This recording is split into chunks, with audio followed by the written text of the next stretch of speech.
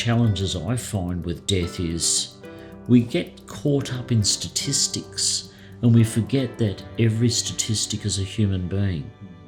We talk about road statistics, we talk about accidents, we talk about suicide victims, we talk about the number of people who die in war, we talk about 6 million Holocaust victims, all of these things.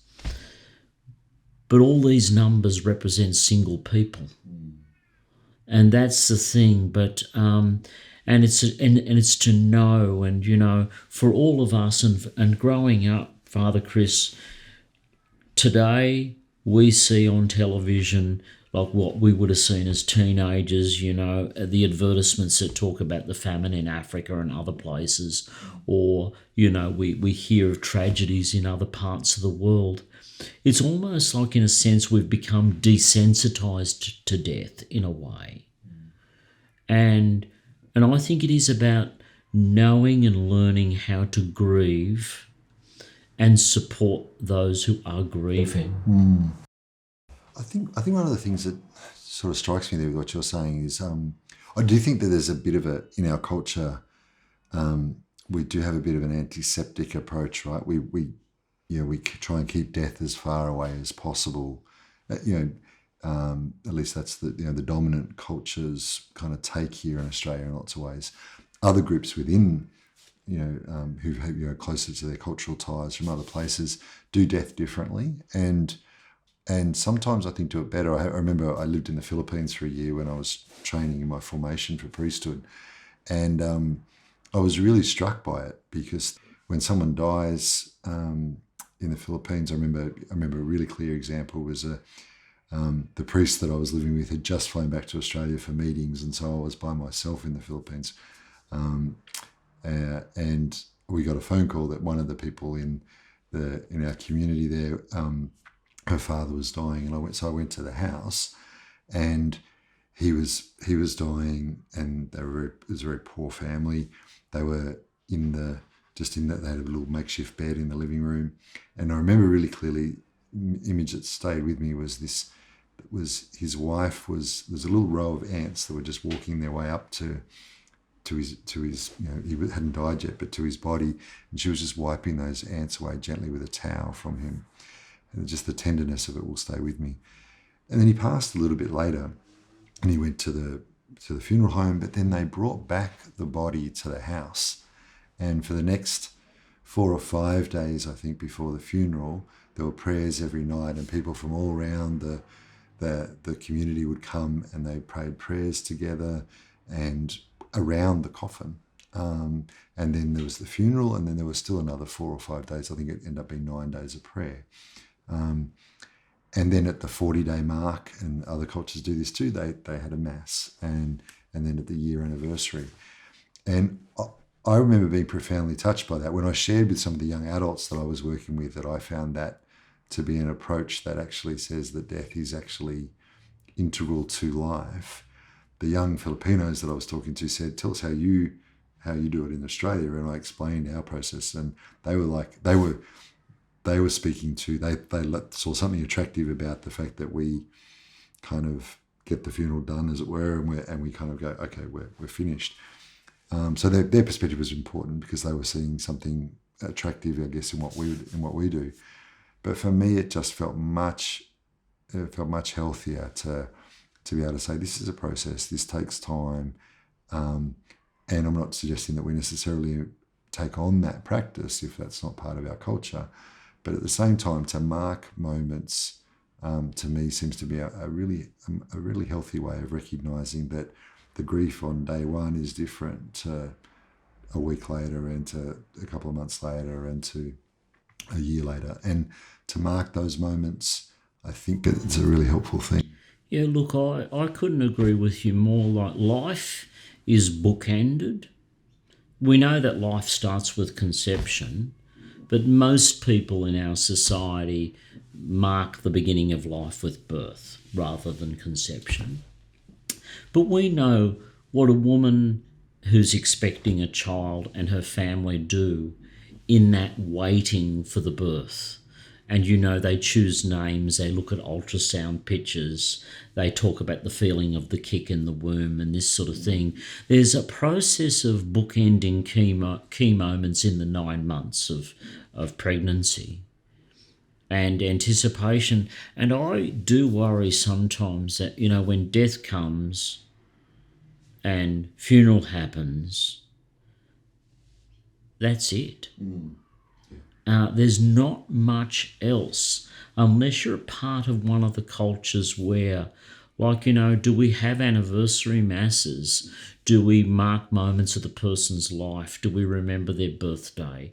Do we put in a memorial notice? And that's why, you know, for the loved ones that I've had lost, I always mark a memorial notice to acknowledge the date each and every year since they've died, and to treasure the things that they treasured in a way, because it's about how do we find ways to keep that person alive in ourselves. Now, they are alive in ourselves by the way that they've influenced and how we've grown and we've taken on some of their dispositions and their habits, but we can't just dust them off. And yeah, and if you go to cemeteries, and often, you know, I used to be a history teacher and I would often be taking kids to cemeteries for projects. But you look at the way in which even fairly some recent graves clearly have been abandoned virtually. It's and I'm not sure what it is, whether it's that wanting to detach from the possibility of feeling sad. So are we wanting to remove sadness from our life? Yeah. I think that's a really important one, and I think that's where grief can get stuck, right? You know, if we think about sadness being an emotion that we want to keep at arm's length, and we feel in some ways that we shouldn't feel, and yet it's a really normal emotion. It's a really healthy emotion to have, and to bottle that down and pretend it's not there, that's actually, I think, quite, you know, maybe it's overselling a little bit, but not much to say it's dangerous, because unacknowledged sadness, I think, is a doorway into more unhealthy kind of states. It's okay to feel sad. It's not like, and to feel sad all the time that raises some questions. But to experience sadness on, you know, with Dad, we had Dad passed away just on 2 weeks later was his birthday. A week later was Father's Day, and so they came hard, and that was far and away the hardest week we've had yet, I think, as a family. And yet, to not mark those moments, you know, we gathered, we toasted Dad with some wine from his cellar that he loved. We told some stories, we had a laugh. It was a sad day, but it was also a day where we recognised that Dad's an integral part of who we are as a family, and remains so. You know, his presence in absence is very real, and to kind of just try and wipe that away would be a really big mistake. It'd be to not, in a way, not to be grateful for everything that he brought to us, you know. And so I think those markers, whether they're, if you like, the more human markers of birthdays and of significant moments and that sort of thing, and also from from the perspective of Catholic ritual, both those things I think are important, and they dance with each other, and they go together. I think they're indispensable. Really, really important. You just mentioned something there, and you just triggered a memory that I had. And memories are really important for keeping the people alive. But I was at a funeral probably 2 years ago now, and you were the principal celebrant. And like all funerals, there were a lot of people there who wouldn't have been Catholic. But you walked people through the Catholic ritual of the funeral. And so, you know, I'm just wondering, for those who might be watching and listening, you know, this is such a seminal moment in that person's living and their life. What are those key things that you point out to people in that funeral mass? You know, some of the symbolism there. The prayers that are said, like, you know, this is powerful stuff. Yeah. I think it's one of those things where it's good to recognise. I do think as Catholics, and I'm obviously biased, I think we do death well. I think there's something about us that where we do funerals, that our Requiem Masses are rich. And I think that's really important to recognise. And one of the sadnesses in my heart can be when a parishioner who's been a faithful parishioner, a Sunday Mass goer every week, or even more so, daily Mass even, and family don't necessarily share the same commitment to faith, and they don't think mum or dad would. It doesn't matter whether they have the Catholic, full Catholic liturgy or something like that. That makes me profoundly sad, and I would try and gently, in those circumstances, suggest to the family, look, Mass was a really important part of mum or dad's life. This is her last Mass or his last Mass. Let's do this properly. Just try and gently suggest that, because the first thing I would say is the Requiem Mass, the actual fact that it's the Eucharist, really important. It's that we're actually, the Eucharist, amongst many things, the rich theology we have of the Eucharist, amongst many things, it's an anticipation of heaven. And so when we gather for the Eucharist, we're joined to the communion of saints, to all those who've gone before us, marked with the sign of faith. We're joined together in communion with God. And so this is a powerful and important moment of connection. And I'd more often, usually, the vast majority of times, I would try and speak to that at a funeral around the end of the homily. I'd try and speak to that. But the other rituals or the other ritual elements as part of the Requiem Mass, I think, are really beautiful and powerful. So at the very beginning, the first thing that we do is that we bless the coffin with holy water, and we say that's a reminder of baptism. And part of that's pointing out that in baptism, the person who we're remembering in this Requiem Mass, they've already died. They died in baptism. And from the moment that they were baptised, which often happens when they were a child, that baptism, that death at baptism actually means that they've been living a new life already, and that this is it's not to pretend that the death didn't happen, but this is now a trust and an act of hope that they're enjoying the fullness of life forever. So that reminder, they've died in baptism, but now they're being raised. Our prayer is they'll be raised to a new life with Christ forever. I also love the symbolism of the pall. That doesn't always get used, but the pall's a white sheet that goes over the coffin. And I really like it because it is, again, another reminder of baptism. A little baby at their baptism wears a white garment. This is effectively it's the white garment again now being placed over the coffin. And I think that there's something that just again brings home that this is all about the realization of what was begun in baptism, whether that was as an infant and a long time ago, or more recently. This is the fulfillment of that moment. We also have the Paschal Candle at the head of the coffin, and the Paschal Candle, the Easter candle, that's that candle that we light each year on the Easter Vigil. So it's a new candle each year. It too is a great reminder and sight of baptism, and particularly that element of baptism that we would say is enlightenment, that this is the light of Christ that dispels every darkness, even the darkness of death. This beautiful, rich symbolism. It's elemental symbolism, it's darkness, it's light, it's life. And for us as Catholics especially, it's life coming out of death. That we don't say that we don't dismiss death or downplay it. We say that death's real, that Jesus dies our death in order that we might live his life. That's so rich and beautiful.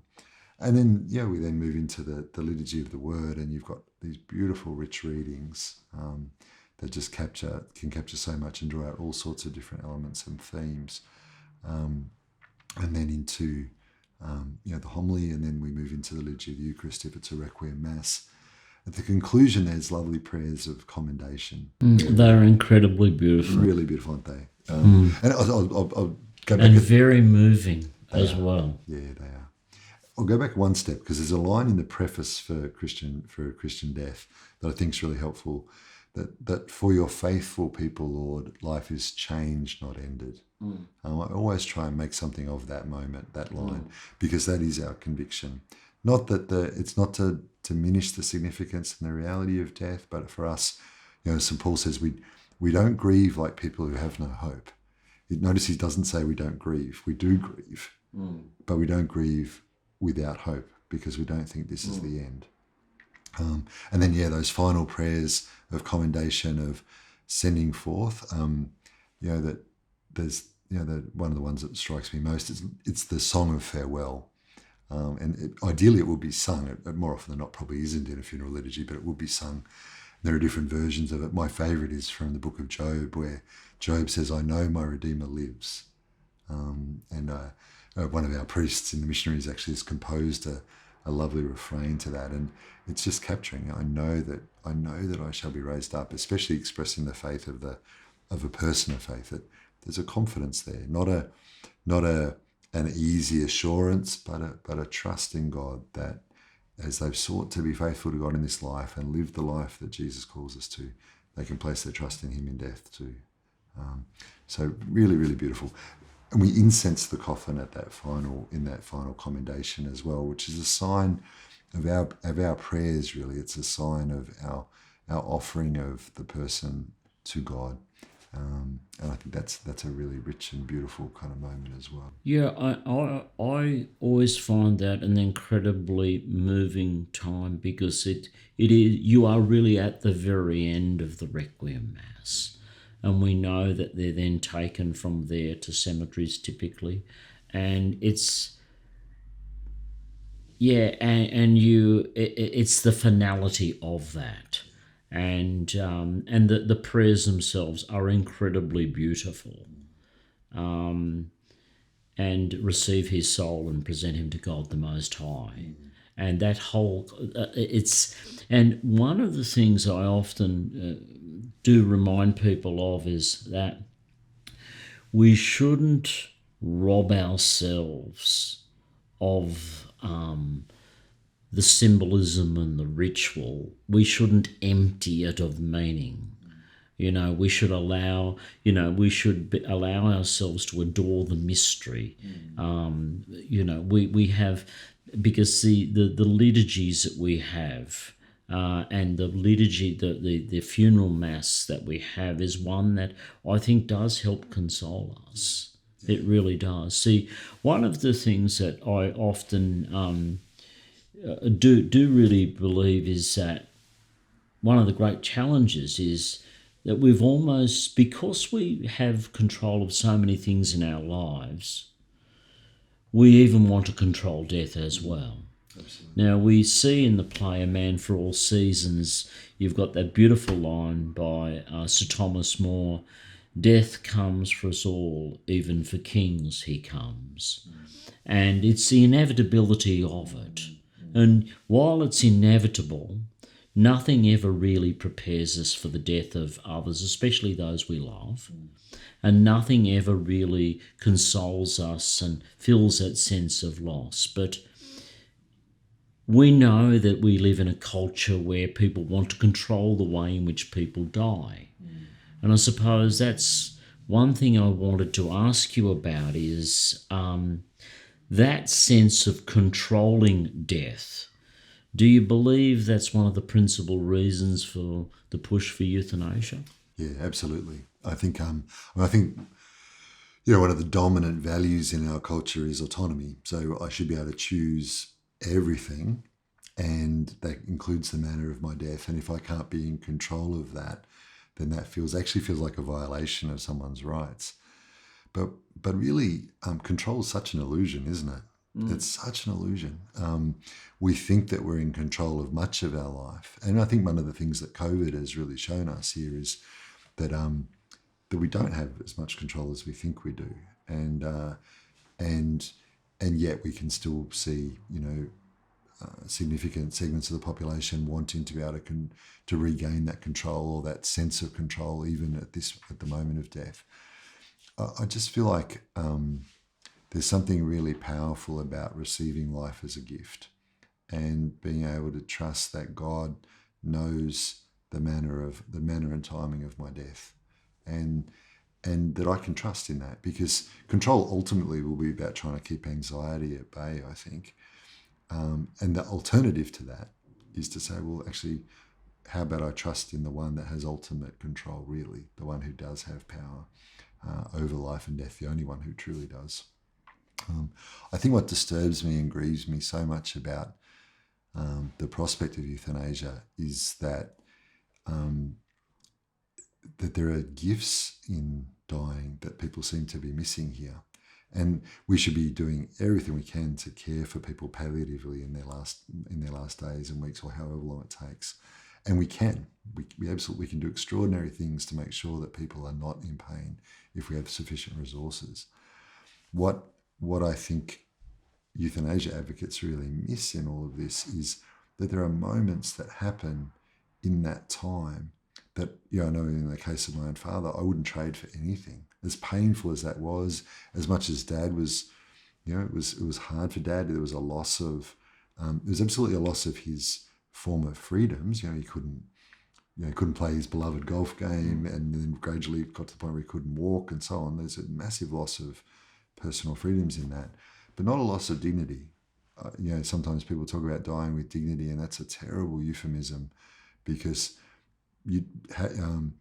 to be in pain does not mean that you've lost your dignity as a human being. Not when we understand that we're made in the image and likeness of God. And so there were moments. I think often euthanasia advocates, sometimes it's about somebody in great pain, and I want to be really respectful of that. Often too, though, that where they're coming from is that it's about not being able to bear the pain of somebody that we love, not being able to watch that.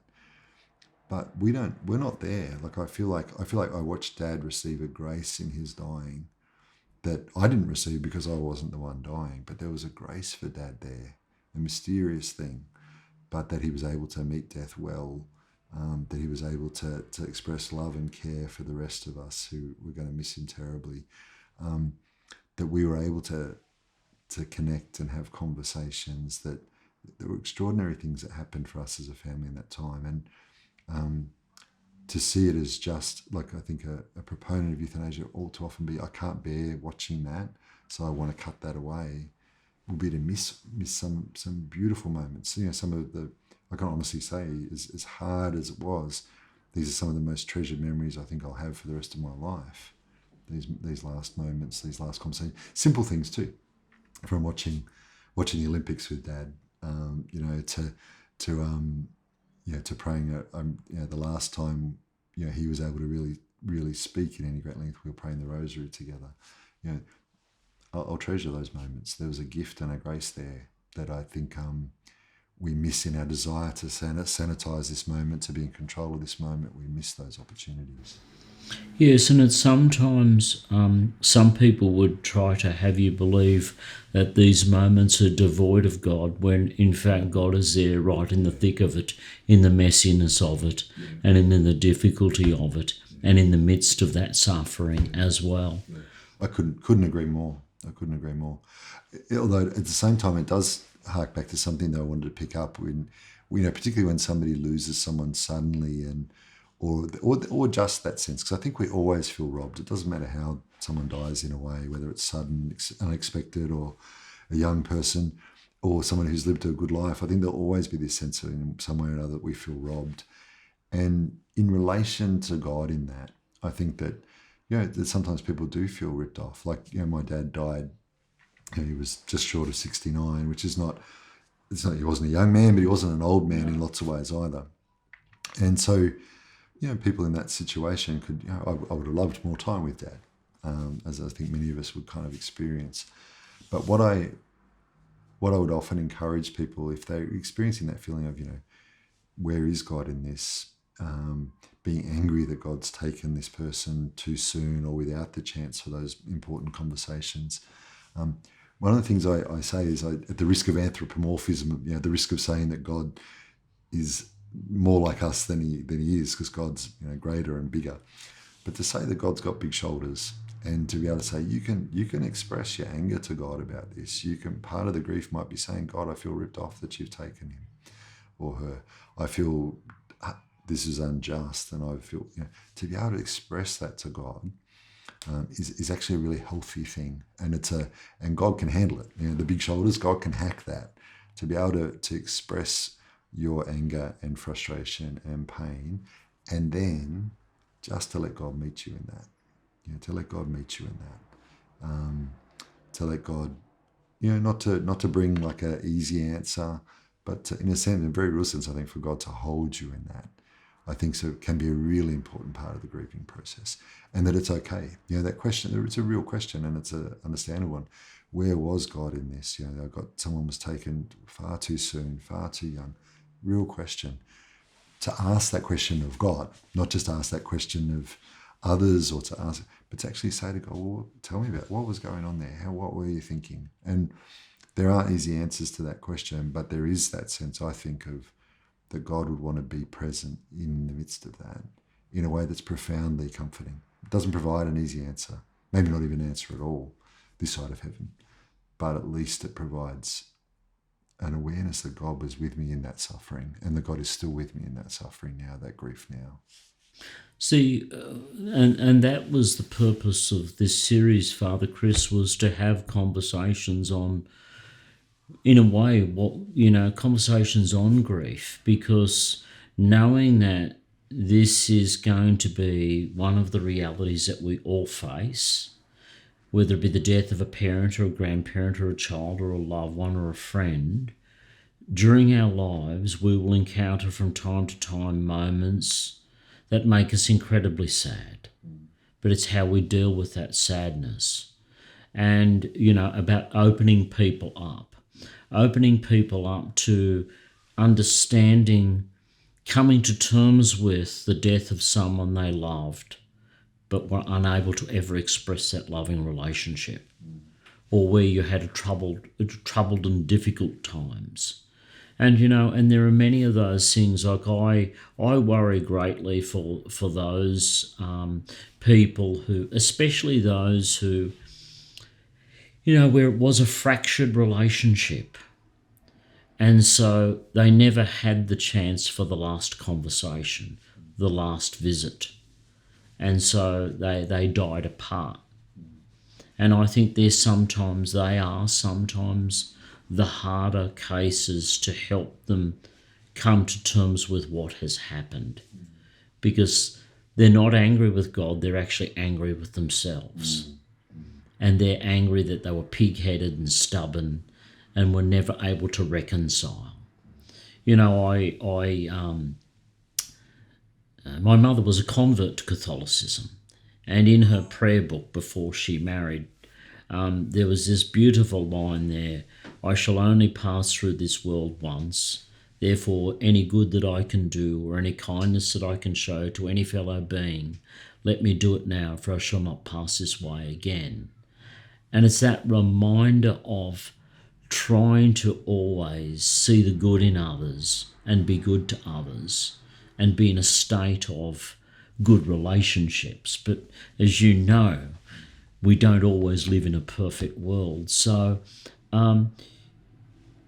any final comments that you'd offer of advice to someone who's struggling with grief, especially if it was one where they never had the last meeting, the last visit? Yeah.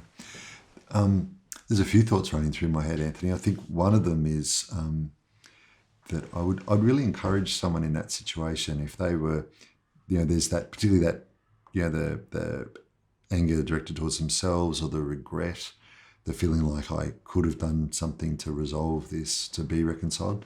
I'd really actually encourage them to go to the sacrament of reconciliation in that context, to be able to bring that to God and say, I'm sorry that I stayed angry, or that I didn't make more of an effort, and to let God, God, one of the most extraordinary things about God, possibly the most extraordinary thing about God, is his mercy. And so to be able to bring that to God and say, I wish I could have done this differently, and to let God bring his forgiveness to that, I think is a profoundly healing moment. And then also, if it's the other way around, where the person would have loved to have been reconciled, but the person who's died has been the one who's been stubborn and unwilling, I think there's healing that can be found there too. And to bring that into a conversation with a priest or with a trusted friend, and to be able to pray about that and say, well, let's just ask for there to be healing there, that this person in this life couldn't do what we would have hoped or wanted, to be able to express sorrow or forgiveness or a desire to be reconciled. We're going to entrust that into God now.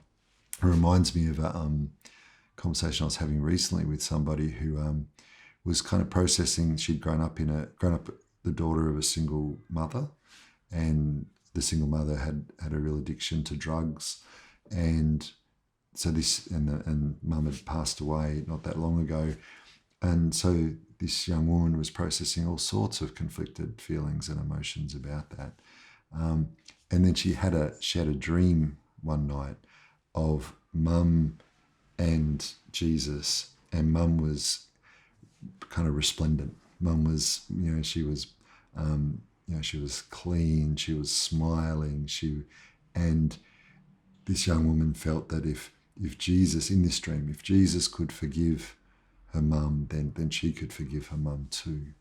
And that's a gift and a grace. We don't all have those sorts of dreams or those sorts of things, and yet underneath that, behind that, is something profoundly true for all of us, I think, and that is that we can actually, when the Lord gives us, that the Lord would want to give us moments to be able to say, well, okay, I can.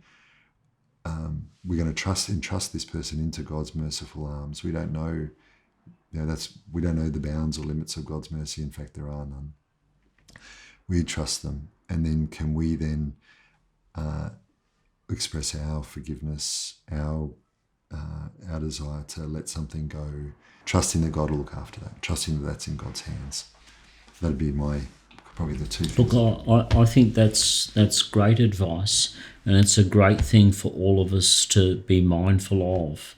And so I just want to thank you, and just to remind you that we're all praying for you, for the repose of your dad's soul, and for your own personal consolation and those of your loved ones. And I hope that this conversation on grief will at least help other people come to an understanding that, that when we mourn someone, we pray for the repose of their soul, and we also pray for our own consolation.